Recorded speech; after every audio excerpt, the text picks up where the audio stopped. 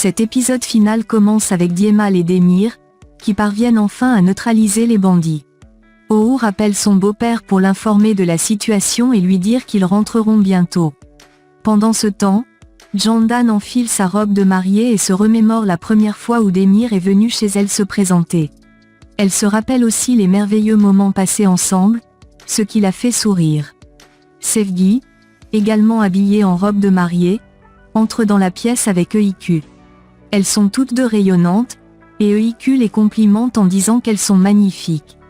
Jandan enlace tendrement la petite et lui dit qu'elle aussi est très belle dans sa robe. Pendant ce temps, la police arrive à la boutique pour arrêter les bandits que Diemal et Demir ont maîtrisés. Le commissaire demande à O'Hoor ce qui s'est passé, et celui-ci lui explique brièvement la situation. À ce moment-là, Jandan appelle Demir pour lui dire qu'il risque d'être en retard. Il lui répond qu'il est en route et raccroche aussitôt. En toute hâte, Demir, O'Hoor et Diemal se précipitent vers la maison. À la maison, tout le monde est impatient que la cérémonie commence. Jandan et Sevgi, inquiètes, jettent des regards vers l'horloge tout en essayant de cacher leur nervosité. On leur propose à manger pour calmer les esprits, mais elles refusent, trop préoccupées par le retard. Mufid, la mère d'O'Hoor, approche Sevgi avec un grand sourire et lui confie qu'elle a toujours rêvé d'avoir une belle-fille aussi merveilleuse.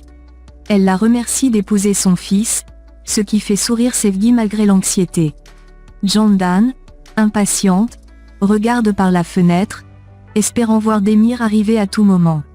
EIQ, voyant l'inquiétude dans ses yeux, s'approche d'elle pour lui tenir compagnie. Sevgi devient de plus en plus nerveuse à mesure que le temps passe. Mais enfin, après une attente interminable, les mariés arrivent, provoquant des exclamations de joie.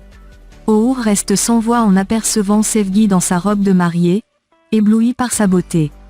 Elle lui demande ce qui s'est passé avec les bandits, mais O'Hoor, encore captivé par la vision de sa femme, reste silencieux, comme perdu dans ses pensées. Jandan, de son côté, interroge Demir sur les événements, mais il minimise, assurant que ce n'était rien de grave. Pourtant, tout le monde remarque que Demir est un peu figé, l'air absent, comme s'il était préoccupé. Diemal le tire discrètement à l'écart et lui propose de l'eau pour se détendre. O'Hoor, de son côté, finit par retrouver l'usage de la parole après un moment de silence stupéfait. Diemal lui tend alors un sirop pour l'aider à se détendre, mais O'Hoor, pensant que cela pourrait l'aider davantage, avale d'un coup toute la boîte. Diemal, surpris, le retient avant qu'il ne fasse une overdose de sirop, provoquant une scène un peu cocasse qui fait sourire tout le monde. Peu de temps après, la cérémonie débute officiellement. Les mariés coupent le gâteau de mariage, et dans un geste tendre, se nourrissent mutuellement sous les applaudissements et les acclamations des invités. EIQ, ému, fait des câlins à ses parents, se blottissant contre eux. La musique commence, et les mariés se lancent sur la piste de danse, captivant toute l'assemblée qui les observe avec admiration. O'Hoor, plein d'émotion, fait une belle déclaration d'amour à Sevgi, ce qui surprend agréablement Demir et Jandan. La grâce et l'enthousiasme d'O'Hoor en dansant avec son épouse ne passent pas inaperçus. Intrigué, Demir se penche vers Diemal et lui demande ce qui arrive à son ami. Diemal, amusé, lui répond que c'est sans doute l'effet de toute la boîte de sirop qu'O'Hoor a avalé plus tôt. Riant, il continue à observer le couple, rayonnant de bonheur. Pendant ce temps, les parents d'O'Hoor et de Sevgi les regardent danser à distance. L'émotion les submerge, et des larmes de joie coulent sur leurs visages, témoins du bonheur de leurs enfants. Sevgi, avec un sourire radieux, invite son père à la rejoindre sur la piste, tandis qu'O'Hoor fait de même avec sa mère. L'atmosphère est pleine d'amour et de tendresse. De l'autre côté de la piste, Demir et Jandan dansent en se regardant intensément dans les yeux, leur amour palpable. Cependant, Jandan a un moment de tristesse, pensant à ses parents et à ceux de Demir, absents pour partager ce moment précieux avec eux. Demir, avec douceur, la prend dans ses bras, la rassurant et lui disant que même s'ils ne sont plus là physiquement, il veille sur eux. Le sourire revient sur les lèvres de Jandan, apaisé par les paroles de son mari. Soudain, EIQ, pleine d'énergie, va danser avec Mert. Demir, pris d'un léger élan de jalousie protectrice, s'approche pour récupérer sa fille et la faire danser à ses côtés. Pendant ce temps, Candan prend la relève et danse joyeusement avec Mert, dans une scène pleine de rire et de complicité. Djemal, de son côté, reste un peu à l'écart, observant la fête avec un sourire en coin. Ne voulant pas rester dans l'ombre, il s'approche des musiciens et leur demande d'ajouter encore plus d'ambiance. La musique s'emballe, et sous les notes festives, tout le monde se joint à la danse. Djemal, ne résistant plus, rejoint à son tour la piste de danse, où il fait des pas improvisés qui déclenchent les rires et les applaudissements des invités. Les spectateurs, emportés par la joie du moment, acclament les mariés et leurs invités. L'énergie positive de la fête rayonne, et tous s'amusent, célébrant l'amour, l'amitié, et la famille dans une soirée inoubliable. Quelques jours après leur lune de miel, Sevgi reprend ses cours comme d'habitude. Ce jour-là, elle propose un exercice où chaque élève doit venir parler de sa famille. EIQ, pleine d'enthousiasme, lève la main et se dirige vers le devant de la classe. Avec un sourire radieux, elle raconte à ses camarades l'histoire de sa merveilleuse famille. Elle parle avec émotion de la joie qui les anime au quotidien, et surtout de la joie immense qu'ils ont ressentie lors du mariage de ses parents. En écoutant son récit, ses camarades sont captivés, et à la fin, ils applaudissent chaleureusement. Le soir venu, à la maison, Candan monte souhaiter bonne nuit à EIQ. Elle lui dépose un doux baiser sur le front, et, dans un élan de tendresse, EIQ l'appelle « maman ». Sur le coup, Candan est profondément ému, son regard se fixe sur la petite avec un mélange de surprise et de bonheur. Demir arrive peu de temps après, et EIQ, espiègle, leur dit qu'ils sont vraiment beaux ensemble.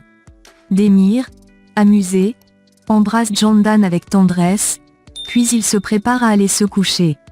Cependant, avant de quitter la chambre, EIQ les supplie de dormir avec elle, insistant sur le fait que c'est leur première nuit dans leur nouvelle maison tous ensemble. Bien que réticents au départ, ils finissent par accepter, et tous trois se glissent dans le lit de la petite. Demir commence alors à raconter une histoire pour les aider à s'endormir. Pendant qu'il parle, EIQ se replonge dans ses souvenirs, se rappelant le long chemin qu'elle a parcouru depuis que sa tante l'a abandonnée. Elle pense à toutes les épreuves qu'ils ont traversées ensemble. Demir, de son côté, raconte leur première rencontre, ce jour où EIQ est venu le chercher avec sa petite valise jaune. Il se souvient également de toutes les fois où il a cru qu'il allait finir en prison, mais que grâce à EIQ, il a réussi à s'en sortir. Alors qu'ils continuent de raconter leur histoire, il parle de la difficulté qu'il avait à accepter EIQ comme sa fille au début, malgré tout l'amour qu'il ressentait pour elle. Candan et EIQ écoutent attentivement, absorbés par ses mots. Demir évoque également les moments de turbulence avec la curiosité insatiable d'EIQ, mais à travers son récit, on ressent à quel point ils sont devenus une véritable famille, soudés par l'amour et la compréhension. Peu à peu, la fatigue gagne les deux filles, et elles finissent par s'endormir, blotties contre Demir, le cœur rempli de gratitude et de bonheur. Ensuite, Demir raconte avec émotion sa première rencontre avec Candan. Il se souvient de ce moment particulier, du regard qu'ils ont échangé, et de la manière subtile dont ses sentiments pour elle ont commencé à se développer. Il sourit en se rappelant comment, au fil du temps, il est tombé amoureux d'elle, même s'il ne se l'avouait pas tout de suite. Il partage également ses souvenirs avec EIQ, se rappelant des hauts et des bas qu'ils ont traversés ensemble. Il se revoit s'attacher de plus en plus à elle, au point de ne plus pouvoir imaginer sa vie sans elle. Un des souvenirs les plus marquants de Demir est celui de la première fois que EIQ l'a appelé « papa ».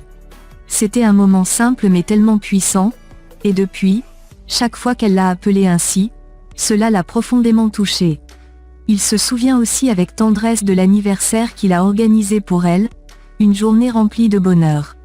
Il confie à EIQ qu'elle a fait de lui un père formidable, bien plus qu'il n'aurait jamais pu l'imaginer, et qu'elle a transformé sa vie de manière inimaginable. Touché, EIQ se jette dans ses bras pour un câlin chaleureux, et ils se tiennent tous les trois la main avec amour. Demir évoque également ce moment difficile où il a découvert la vérité sur l'état de santé de IQ.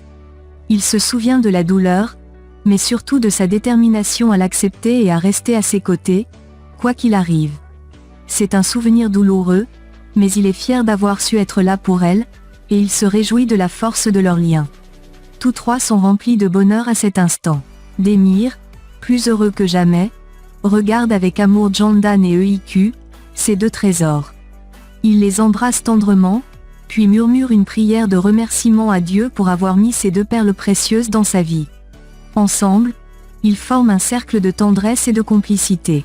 Avant de dormir, ils réunissent leurs trois doigts et promettent de toujours rester soudés, quoi qu'il arrive. Demir éteint la lumière, et dans le calme de la nuit, ils s'endorment paisiblement, remplis de gratitude et de sérénité, sachant qu'ils forment désormais une famille unie pour la vie.